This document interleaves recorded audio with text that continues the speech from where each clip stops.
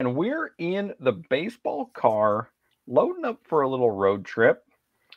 We're headed to Boston today. Aaron, how are you feeling about going to Boston? Well, I've never been to Boston, and so I'm excited to go, at least, virtually here. We're talking about baseball. We're going to go have ourselves a little baseball experience virtually in Boston. And our question for you that we want you to talk about in the comments below is, have you ever had a ballpark experience that was ruined? Personally, I don't think I ever have, but for most fans, it is pretty difficult to ruin a day at the ballpark. But for one family on Father's Day, it was nearly ruined at Fenway Park. We're going to take a trip. We're going to find out what that was all about. Hang with us. All right, load up, everybody. Here we go. We're hitting the road.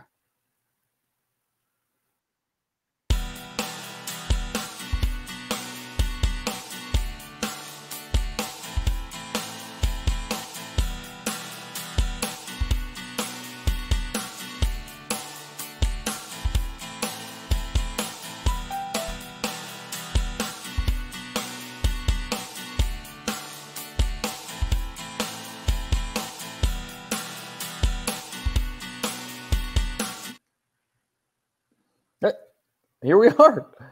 Right here. Boom. We arrived. We got the bleacher bar over here. We're pulled up right at the stadium. I mean, no traffic. How can you beat that? Yeah, I think we do probably need some valet parking though. So we'll call. I can't whistle, so we're gonna have to deal without that. But here we go. So we're gonna dive into it here. So we're going to be talking about fan experiences, but if you've been to a game, there's all different characters, people there. And Jake May for Sports Illustrated wrote an article in 2019 where he talked about the top 10 types of fans that can ruin your game day experience. And Adam, my question for you to start this off about fan experience is, can you name one of those fans, types of fans in the top 5 on that list? Okay, well, how could it not be the intoxicated fan?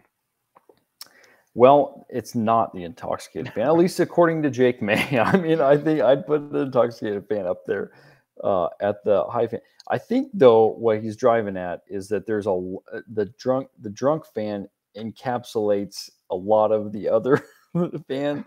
He does the things that, like, he's the screamer, he's the puker, he's the yelling at other fans guy, and those were all in the top 5. But that's where we go. So, but once we're settled in with our people around us, and you get a good crowd around us, then it's time to watch some baseball, and then funny things happen. Yeah, usually you find yourself around a good group of people. You have a shared cause there.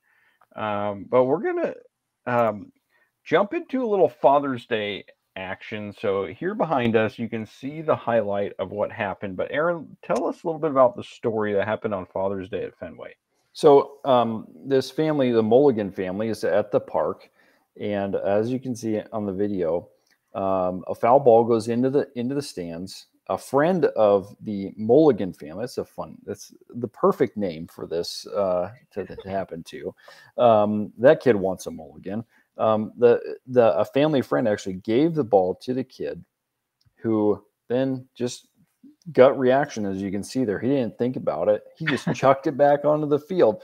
The other brother is just beside himself. So we had a little bit of makeup to do here.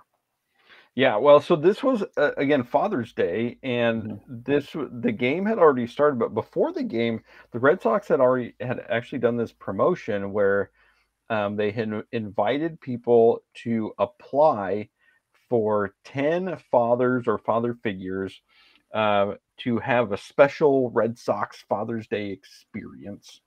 And aside from tickets, Aaron, what else do you think was included in this package?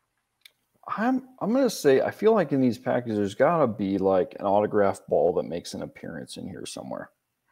There wasn't an autographed ball. There was a meal that happened at Fenway. There were tickets, and there was $100 gift card. But as I was looking at this, the tickets, there were only 2 tickets. Like, what's a dad do if they got more than one kid? It's Yeah. like, sorry, son. You sit this one out. Yeah, exactly. But I mean, it's Yankees Red Sox on the weekend, so it's got to be, tickets are tough to come by anyway. Yeah, indeed. Yeah. Indeed. Well, we're moving over to our seats here. We found our seats at Fenway here. Ready for my next question. Yeah. So we talked about this situation where little brother throws the ball back onto the field. Both the boys were in tears. They lost the opportunity to take home a foul ball from an MLB game. This is something that was unfortunate, but this is something that's more of a regularity at one particular stadium, that being Wrigley Field in Chicago. Team hits a home run, the opposing team hits a home run, they throw it back onto the field. But this didn't just appear out of nowhere. This started somewhere, and it started with the home run ball by a Hall of Famer. Do you know who that Hall of Famer was who had the first ball thrown back onto the field? Oh, I'm going to guess Jackie Robinson at the time when he was not well received by a lot of opposing teams.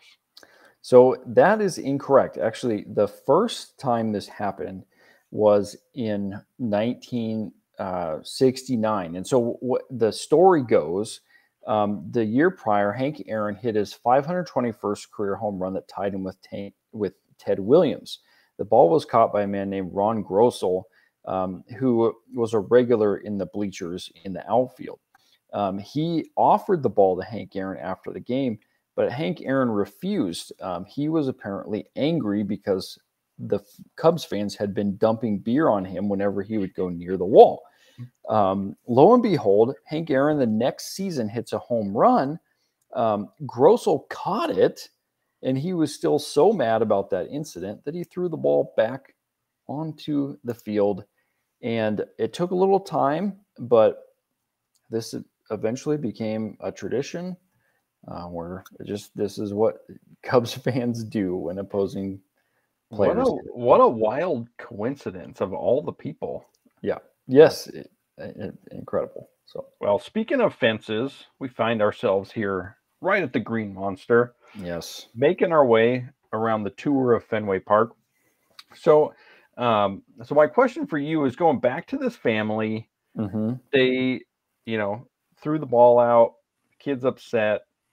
This catches the attention of the news and the Boston Red Sox, and they try to fix it by providing signed ball, signed jersey. We saw the jersey show up there a little bit. Do you know whose jersey that is? That is one Kenley Jansen. Signed the jersey. That is one Kenley Jansen. Excellent there. So yeah. Yeah, so this situation, I think there's still some sadness and tears about the foul ball that got away, but it turned out pretty well in the end. Yeah, with some memorabilia, a good memory from that game. You guys probably have a story out there where it didn't go well, but things flipped and turned around for you, and it ended up better than maybe it could have been. So share that story with us. We'd love to hear that. Thanks for joining us on the trip to Boston. We don't know where we're going next week, but we're on the road again. We'll hit another city, and we'll have some more fun stories for you. So thanks for joining us, everybody. Check out the score below. We'll see you next week.